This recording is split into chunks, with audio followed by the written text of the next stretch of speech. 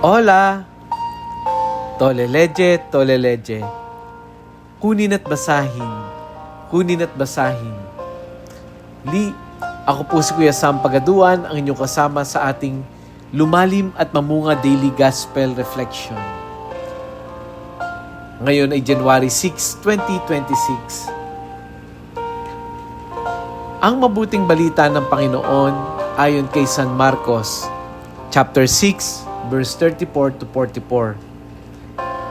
Noong panahong iyon, nakita ni Jesus ang napakaraming tao.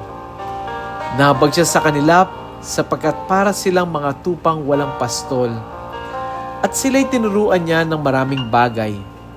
Nang dapit hapon na, lumapit sa kanya ang mga alagad at ang sabi, "Ilang ang pook na ito at malapit nang lumubog ang araw. Payaunin na po ninyo ang mga tao sa mga karating nayon at bayan upang makabili ng pagkain."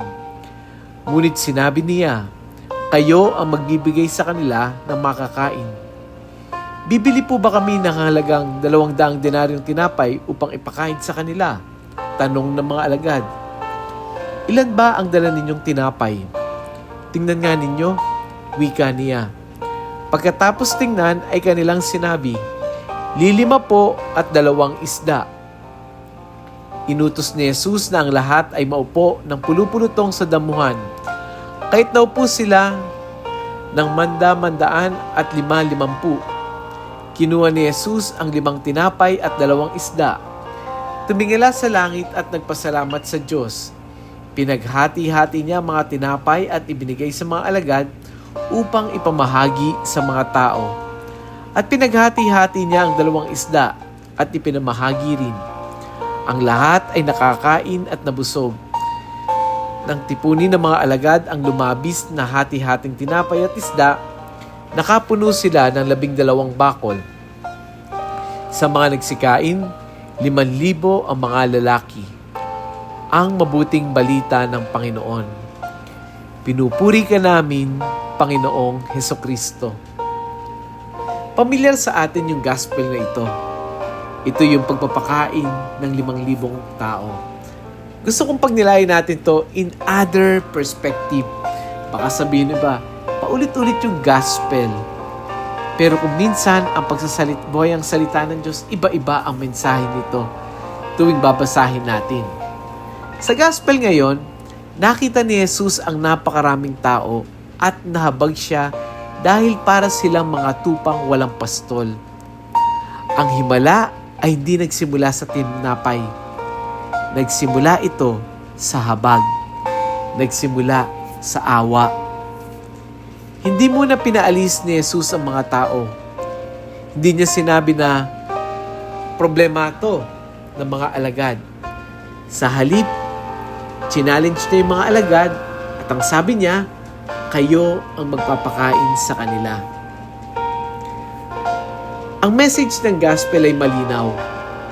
Number 1, pinupunto nito na ang kakulangan ay hindi hadlang sa himala. Number 2, ang maliit na handog ay nagiging sapat kapag inilagay ito sa kamay ni Jesus. At pangatlo, ang tunay na pastol ay hindi nagbubulag-bulagan sa gutom na tao, physical man o espiritual. Hindi tinanong ni Jesus kung sapat ba, kundi ang ginawa ni Jesus, tinanggap niya kung ano ang mayroon. Kung tayo ang naroon sa senaryong iyon, malamang sinabi na rin natin, "Naku po Panginoon, pauwi na lang natin sila. Hindi kakasya to para sa kanila. Pauwi na lang natin sila dahil hindi naman natin sila responsibilidad." Pero si Jesus, kapag may nakikitang pangangailangan, hindi tumatalikod. Bagkus, naghahati-hati. 5 tinapay at 2 isda. Parang baon lang sa isang maghapon. Madalas, ang hinihingi ng Diyos ay hindi sobra. Ang hinihingi niya ay yung katapatan kahit kakaunti. Sa ating pamilya, sa ministry natin, sa trabaho natin, sa group natin, sa school, Minsan nakala natin wala tayong maibibigay. Pero ang totoo, hinihintay lang ni Jesus na ibigay natin yung kaunti natin. Parang siya na ang bahalang gumawa ng marami.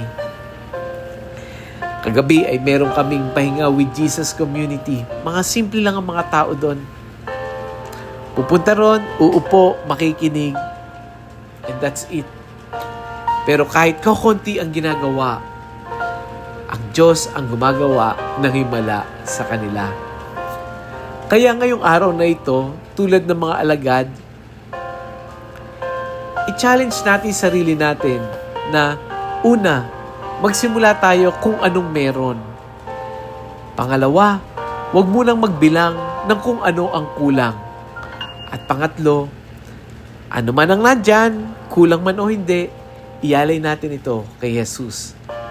Dahil baka hindi natin kayang pakainin ng lahat, pero kaya nating magbahagi. Dahil kapag ang lahat ng bagay nasa kamay ng Diyos, ang simpleng pagbabahagi ay nagiging himala. Let us pray. Panginoong Jesus, Ikaw yung pastol na may pusong mabagin. Nakikita mo yung gutom namin, maging sa katawan man o sa kaluluwa. Tanggapin mo yung konti naming handog, konti naming oras, konti naming lakas, yung pagmamahal na meron kami. Pagpalain mo ito at gawin mong sapat para sa mga taong aming makakasalamuha sa araw na ito. Nasa iyo ang aming tiwala, ikaw lang sapat na. Amen. Kung naramdaman mong may kulang sa iyo ngayon, baka hindi aksidente ang narinig mo ang gospel na ito. At kung ikaw naman ay napuno, baka may iba pang nagugutom at naghihintay ng pagninilay sa salita ng Diyos. I-share natin ito. Isang click lang, isang effort lang, shared button. Ibahagi natin ito sa ating mga kapamilya, sa ating mga kaibigan, sa ating mga GC. Baka sa simpleng pag-share mo ng reflection na ito, may isang pusong muling mapuno. Muli, ako po si Kuya Sam Pagaduan, lagi nag-aanyaya. Halina, tayo ay lumalim at mamunga. Lumalim sa pananampalataya at mamunga na mabubuting gawa. God bless us all.